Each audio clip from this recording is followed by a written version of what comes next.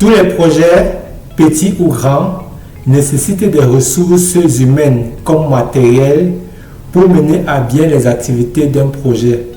Et la réussite d'un projet dépend directement de la quantité et aussi de la disponibilité de ces ressources tout au long du projet. Bonjour à tous, je m'appelle Mao Essimi Aurélien, votre conseiller en gestion de projet depuis 2016. Dans cette vidéo, nous allons apprendre ensemble comment identifier et ajouter des types et des quantités de ressources pour chaque activité dans Microsoft Project pour le développement de notre application FreeAgogo. Pour le projet, j'aurai besoin des ressources humaines et des ressources matérielles. Du côté des ressources matérielles, j'aurai besoin de deux programmeurs qui vont développer l'interface utilisateur d'une part et d'autre part les blocs logiques. On a aussi besoin de deux testeurs qui vont faire des essais sur l'application et nous renvoyer leur retour d'expérience afin de vérifier si l'application est conforme aux attentes de l'utilisateur final. Et nous aurons aussi travaillé avec le commanditaire du projet ainsi que l'utilisateur final pour collecter les besoins du projet et rédiger ensemble le travail à faire. Du côté maintenant des ressources matérielles, nous aurons besoin de 3 ordinateurs portables, un pour le chef de projet et 2 pour les programmeurs. On a aussi besoin de 2 téléphones portables Android ou alors Apple iOS pour les testeurs qui vont jouer à notre jeu FreeAgogo. Et nous avons aussi besoin de la connexion Internet parce que la plateforme Apps Inventor est dans le cloud et il nous faut absolument avoir accès à Internet illimité pendant la durée du projet pour mener à bien les activités du projet. Donc nous allons acheter un forfait de 30 jours avec accès illimité à Internet durant le projet. Et enfin, nous allons avoir besoin d'un espace de travail ou encore coworking afin que les membres de l'équipe travaillent ensemble dans un même lieu, dans un même local. Je me rappelle quand j'étais à l'université, je travaillais dans des projets informatiques et nous nous regroupons dans une même salle pour travailler ensemble et cela apportait la dynamique de groupe et permettait à ce que nous nous entraînions les uns les autres lorsque nous ayons des difficultés pour surmonter des difficultés. Donc voilà les besoins en ressources nécessaires pour accomplir les activités du développement de notre application Apps Inventor. Maintenant, nous sommes revenus dans notre vue de grants. D'un côté, nous avons la liste des activités et à notre droite, nous avons notre calendrier. Bon, maintenant, pour ajouter les ressources du projet, nous allons changer de vue. Donc, à votre gauche ici, au niveau du diagramme de grant, nous faisons un clic droit et nous cliquons sur tableau des ressources. Donc nous sommes dans le tableau de ressources. C'est dans ce tableau que nous allons ajouter des ressources. Donc pour ce faire, nous pouvons aussi aller au niveau du menu. Nous cliquons sur ressources. Pour ajouter des ressources, il y a plusieurs façons de le faire. La première, c'est aller ici au niveau de insérer et de cliquer sur ajouter des ressources. Là, on nous propose plusieurs options. Ressources de travail, c'est-à-dire c'est les personnes qui vont travailler sur des tâches du projet. Les ressources consommables, c'est le matériel du projet. Par exemple, les ordinateurs, les téléphones et autres. Les ressources de coût, c'est par exemple Internet, l'abonnement à Internet pendant 30 jours. Un exemple de ressources de coût, c'est par exemple lorsque le chef de projet doit aller sur le terrain pour superviser le travail. Donc, il est par exemple au Cameroun et il doit aller en France. Et on doit lui acheter le billet d'avion. Donc, le billet d'avion fait référence aux ressources coûts. Donc, ce qu'on va faire, c'est que comme on va d'abord commencer par le programmeur, on va choisir type de ressources, ressources de travail.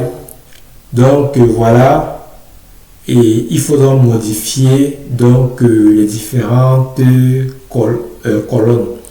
Donc, on va double-cliquer sur la première colonne et voilà, la fenêtre apparaît là où on a les différentes cases à remplir. Donc, premièrement, au niveau de la ressource, du nom de la ressource, nous insérons programmeur 01. Au niveau des initiales, je vais mettre PGM 01. Bon, maintenant, vous n'avez pas besoin de mettre le même nom que moi. Vous pouvez changer et mettre les noms que vous préférez selon votre convenance. Le plus important, c'est que vous ajoutez les informations nécessaires pour la ressource numéro 1. Bon, maintenant, au niveau des ressources du groupe, vous laissez, code, vous laissez. Au niveau du type, on a dit que le programmeur, c'est une personne. Donc, on va le mettre on va la mettre, cette ressource, dans le groupe des ressources de travail.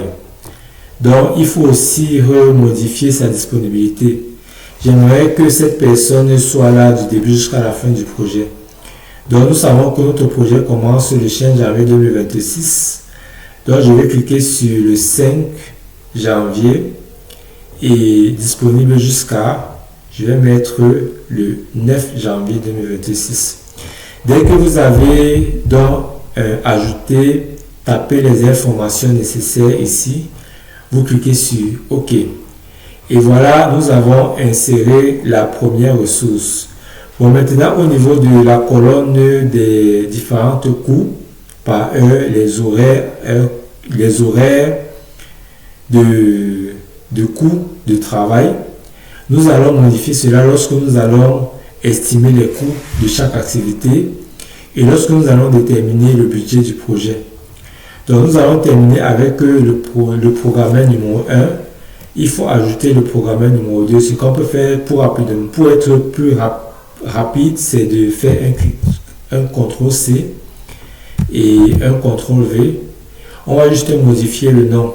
Je fais un clic droit, un double clic et je mets programmeur numéro 2, initial PGM02, type travail, c'est toujours une personne et il sera toujours dans le projet du début jusqu'à la fin. Donc je ne change pas la disponibilité. Dès que je finis cela, je clique sur OK. Donc on a terminé avec les programmeurs. Il nous faudra maintenant 2 testeurs. Je ne vais pas les séparer parce qu'ils vont faire le même travail. Donc je vais mettre testeur là. Au niveau du type de ressources, je vais mettre toujours travail parce que ce sont les personnes. Et je vais juste modifier leur initial. Je vais mettre test.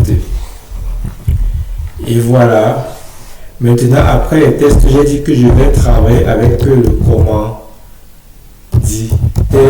ou alors le sponsor du projet pour rédiger la charte du projet ainsi que le travail à faire et collecter les exigences au niveau du client pour développer une application qui répond aux besoins de l'utilisateur final. Donc au niveau de initial, je vais laisser C. Bon, maintenant le commanditaire de projet n'a pas besoin d'être payé, c'est son travail, c'est son projet à lui. Mais j'ai juste besoin de son expertise et de son accompagnement pendant certaines activités ou alors pendant certaines tâches. Donc on ne va pas lui donner un argent pour son travail. Donc, même chose aussi pour l'utilisateur final. C'est lui qui sera le récipiendaire du projet. Donc, il n'aura pas besoin de montant particulier. Donc, au niveau des initiales, je vais laisser U. Bon, maintenant, on a terminé avec les ressources humaines du projet. Bon, maintenant, on peut avancer pour les ressources matérielles. J'ai dit qu'on avait besoin de 3 ordinateurs portables. On a dit qu'un ordinateur pour le chef de projet, 2 ordinateurs pour les programmeurs. Bon, maintenant, on va modifier le type de ressources. L'ordinateur, c'est un matériel, donc ça appartient au type de ressources consommables. Donc, au niveau du coût des ordinateurs, on va modifier cela lorsqu'on va déterminer le budget. Donc, après ordinateur, on a besoin de 2 téléphones. 2 téléphones Android ou alors iOS pour les testeurs. Donc, vous pouvez décider de choix d'utiliser Apple, votre iPhone ou alors votre Android. Et moi, je vais proposer utiliser plus Android. Moi, je préfère Android parce que c'est open source et c'est moins cher. Donc, au niveau de type, on va mettre aussi consommable. Bon, je vais modifier les initiales. Au niveau de ordinateur, je vais mettre ordi. Et au niveau de téléphone, je vais mettre tel. Voilà. Bon, maintenant, après ordinateur et puis téléphone, on a besoin d'un abonnement à un forfait offrant accès illimité à Internet pendant la durée du projet. Donc, on va acheter un forfait de 30 jours. Donc, je vais mettre un abonnement à Internet 30 jours. OK. Bon, maintenant, au niveau de l'abonnement, c'est le type de ressources. Quel est le type de ressources de abonnement? Est-ce que c'est travail? Est-ce que c'est consommable? Est-ce que c'est coût? Vous connaissez la réponse, c'est un coût. Et donc, on va mettre comme initial, je vais mettre Internet. On a besoin de l'accès à Internet pour travailler dans l'application Apps Inventor parce que Apps Inventor, c'est dans le cloud et c'est dans le cloud qu'on va travailler pour configurer notre interface graphique et programmer nos blocs logiques. Donc, vous voyez ici que lorsque je mets par exemple comme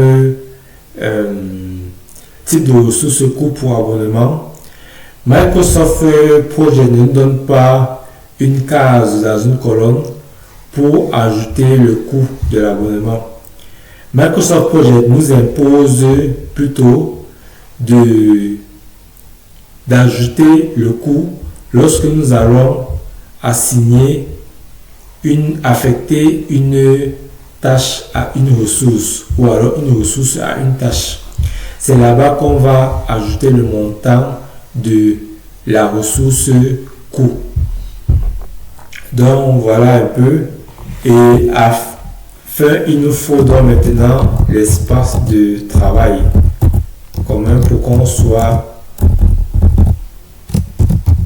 dans un même local. Espace de travail ou encore coworking. Ça permet d'apporter le dynamisme de groupe, ça permet d'améliorer les communications. Donc je vais mettre aussi coût. Et au niveau de initial, je vais laisser comme ça, je vais mettre I. Donc voilà donc les ressources humaines et les ressources matérielles nécessaires pour accomplir les tâches de notre projet, pour développer notre application FreeAgogo. Dans les prochaines vidéos, nous allons estimer la durée de chaque activité et ensuite nous allons déterminer aussi les coûts de chaque ressource et déterminer le budget du projet. Merci beaucoup pour votre attention et à la prochaine vidéo.